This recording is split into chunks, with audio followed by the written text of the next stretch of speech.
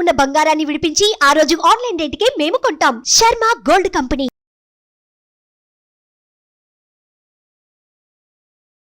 నమస్తే, welcome to Suman TV. నేను మీ యామ్ని. ప్రస్తుతం మనతో ఉన్నారు ప్రముఖ ఆధ్యాత్మికవేత్త, ప్రముఖ జ్యోతిష్య వాస్తు పండితులు బ్రహ్మశ్రీ డాక్టర్ నాయకంటి మల్లికార్జున శర్మ గారు ఉన్నారు. గురుగారితో మాట్లాడి మనకున్న సందేహాల గురించి అడిగి తెలుసుకుందాం. నమస్కారం గురుగారు. నమస్కారం అమ్మ.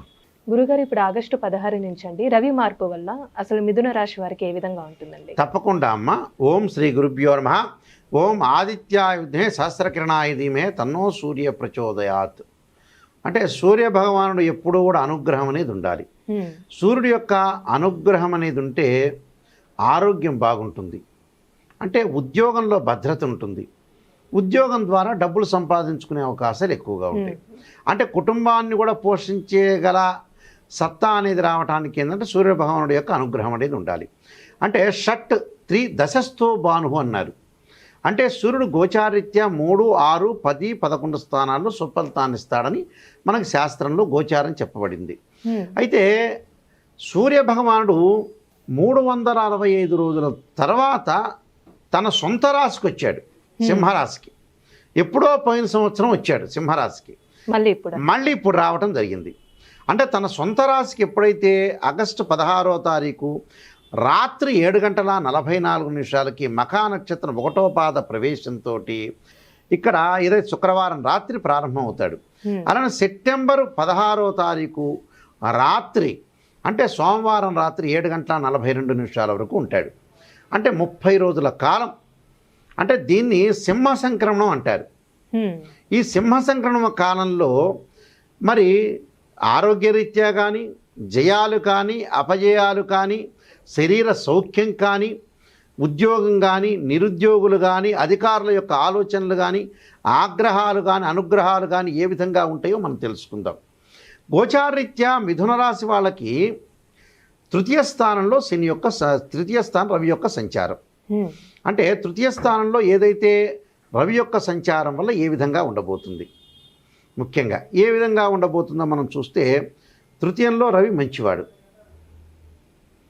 అంటే సూర్యభగవానుడు యొక్క అనుగ్రహం అనేది ఉండాలి కాబట్టి తృతీయంలో రవి యొక్క సంచారం వల్ల వాళ్ళకి శారీరక సుఖము, ఇష్టకామ్యార్థ సిద్ధి జరగటం, ఉద్యోగ ప్రయత్నాలు సఫలీకృతం కావటం, విదేశాల్లో ఉన్న విదేశాల్లో చాలామంది నిరుద్యోగులు ఉంటారు కదా, వాళ్ళందరికీ కూడా మంచి ఉద్యోగాలు రావటం ఒకటి, ఇక్కడ ఉండే ఉద్యోగస్తులందరికీ కూడా విదేశాలకు వెళ్ళటం, ఆ విదేశాల్లో వాళ్ళ దేశంలో ఉండే పౌరసత్వం లభించడం, గ్రీన్ కార్డు హోల్డర్ అంటారు. అంటే శని యొక్క ప్రభావం అనేది సింహ సంక్రమణం జరగటం వల్ల, అంటే సింహ సంక్రమణం అంటే ఏమీ లేదు, రవి ఒక్కొక్క రాశి నుంచి మారుతుంటే ఆ సంక్రమణం ఏర్పడుతుంది. సింహరాశిలో ఉంటే సింహ సంక్రమణం అని, కర్కాటక రాశిలో ఉంటే కర్కాటక సంక్రమణం, కన్యా రాశిలో ఉంటే కన్యా సంక్రమణం అంటారు. ఏ రాశికి ఇప్పుడు సింహ సంక్రమణం జరిగింది. సింహం ఏంది, సింహరాశ్యాధిపతి రవి తన ఓన్ హౌస్కి వచ్చి చేరాడు సంవత్సరం తర్వాత. మరి ఎలాంటి ఫలితాలు ఉన్నాయని అందరూ తెలుసుకుంటారు కదా. ఉత్సాహము, బంధుమిత్రులతోటి కలయిక. అంటే గతంలో ఏదైతే బంధుమిత్రులతో గొడవలతో ఉన్న వ్యక్తులు, అలాంటి వాళ్ళందరూ కూడా బంధుమిత్రులతో కలయిక కలుస్తుంది. ఆర్థిక సమస్యలన్నీ కూడా తొలగిపోతాయి, ధనప్రాప్తి కలుగుతుంది, సంతాన మూలకంగా సౌఖ్యం లభిస్తుంటుంది. ఏ ప్రయత్నం చేసినా కూడా ఆ కార్యక్రమాల్లో విజయం లాభించే అవకాశాలు ఎక్కువగా ఉంటాయి. అంటే రవి మార్పు వల్ల అండి ఎలాంటి విషయాల్లో జాగ్రత్త అంటూ వహించాలి? జాగ్రత్త అనేది ఏమీ లేదు, కానీ వాళ్ళకి అంతా కూడా సుఫలితాలు జరిగే అవకాశాలు నిజంగా. మార్పు వల్ల 3వ స్థానంలో నిందా చెప్పే శ్లోకం షట్ 3 దశస్థో భాను అన్నాయి. అంటే ఇక్కడ 3 అంటే ఏంటంటే 3 అని అర్థం. అంటే మిథున రాశి నుంచి మనం లెక్కేస్తే మిథునం, కర్కాటకం, సింహం, 3వ స్థానంలో రవి ఉన్నాడు గోచారి, అంటే బాగున్నట్టే అర్థం. దానివల్ల ఏంటంటే అన్నీ మంచి జరిగే అవకాశాలు నిజంగా చెప్పాలంటే బాగుంటాయని అర్థం. ప్రయత్న కార్యక్రమాల్లో విజయం, పదవీ లాభంతో పాటు సుఖము, శత్రునాశనం, అంటే శత్రువులు కూడా నాశనం అయిపోతారు. అంటే మనకు ఎవరైతే శత్రువులు ఉంటారో దూరంగా ఉండటం, వాళ్ళు నాశనం కావటం, ధనపరంగా అనుకూలంగా ఉండటం, సర్వత్రా విజయం లభించటం. అంటే అన్ని పనులలో కూడా అద్భుతంగా ఉండే అవకాశాలు ఉంటాయి. అలానే ఉద్యోగంలో ప్రమోషన్లు, మరి ఉద్యోగంలో ప్రమోషన్స్, విద్యార్థులు కూడా చదువు పట్ల ఆసక్తి బాగా పెరుగుతుంటుంది. అంటే వాళ్ళు ఆసక్తి చూపిస్తారు, దానివల్ల పెరిగే అవకాశాలు కూడా ఉంటాయి. అంటే వీళ్ళకి ఏమైనా శుభకార్యాలు జరిగే అవకాశం ఉందా అండి? శుభ కార్యక్రమాల్లో పాల్గొంటారు, వివాహ శుభ కార్యక్రమాల్లో కూడా పాల్గొంటారు. అయితే వీళ్ళు ఇంటిలో చేయరు కానీ బట్ శుభ కార్యక్రమాల్లో ఒక రికగ్నైజర్గా వీళ్ళు గుర్తింపు పొందే అవకాశాలు ఎక్కువ ఉంటాయి. వీళ్ళు మేనేజ్మెంట్ చేస్తారు. అలానే చదువు పట్ల ఆసక్తి చూపించాలి విద్యార్థులు, చదువుకుంటారు. ప్రయాణాలు చేయటం వల్ల నూతన వ్యాపారాలు చేయకూడదు, కానీ నూతన వ్యాపారాలు అయితే చేయకూడదు. అంటే పెట్టుబడి కూడా పెట్టద్దు. పెట్టుబడి అంటే కొద్దిగా మితంగా పెట్టుబడి పెట్టాలి, కానీ పరిపూర్ణంగా పెట్టుబడి అనేది పెట్టకూడదు. దానితో పాటు నూతన వ్యాపారాలు అంటే ఉన్న వ్యాపారాన్ని కొనసాగించవచ్చు, ఉన్న వ్యాపారం లాభం కలుగుతుంది.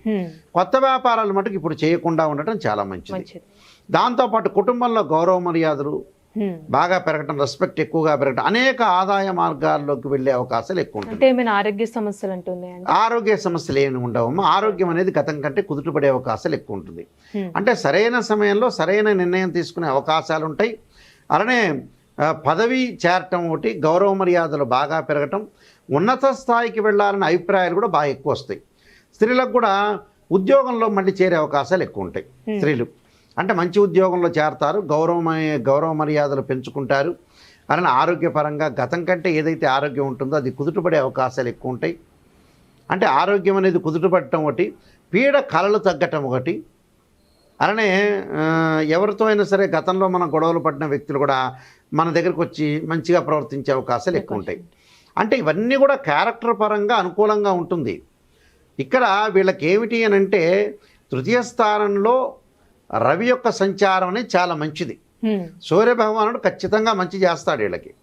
అయితే ఏంటంటే ఏదైనా సరే మనం చేసేటప్పుడు నేను ఇందాక ఒకటి చెప్పాను, నూతన వ్యాపారాలు చేయకూడదు, పెట్టుబడి అదొక్కటి మినహా ఇక మిగతావన్నీ అనుకూలంగా ఉంటాయి. వీళ్ళకి అనుకూలంగా ఉన్నాయంటే ఏంటంటే ఒక పాజిటివ్గా ఉంటుంది. గోచారీత్య సూర్యభగవానుడు తన సొంత క్షేత్రంలో సంవత్సరం తర్వాత మళ్ళీ దానిలోకి రావటం వల్ల వీళ్ళకి అన్నీ కూడా మిథున రాశి వాళ్ళకి మంచి జరిగే అవకాశాలే ఎక్కువగా ఉంటాయి. ఇప్పుడు మెరుగైన ఫలితం కోసం ఏమైనా పరిహారం అంటూ ఉందండి?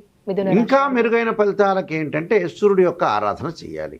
అంటే కేవలం ఏంటంటే సూర్యుడిని ఆరాధన చేయాలంటే ఏమిటి అని అంటే, వివాహం కాని స్త్రీ పురుషులు కొంతమంది ఇబ్బంది పడుతున్నారంటే ప్రత్యేకంగా ఈ శ్రావణ మాసంలో ఆదివారం రోజున ఒక ముహూర్తం చూసుకొని ఉషా ఛాయా సమేత సూర్యనారాయణ స్వామి యొక్క కళ్యాణం చేయించడం మంచిది.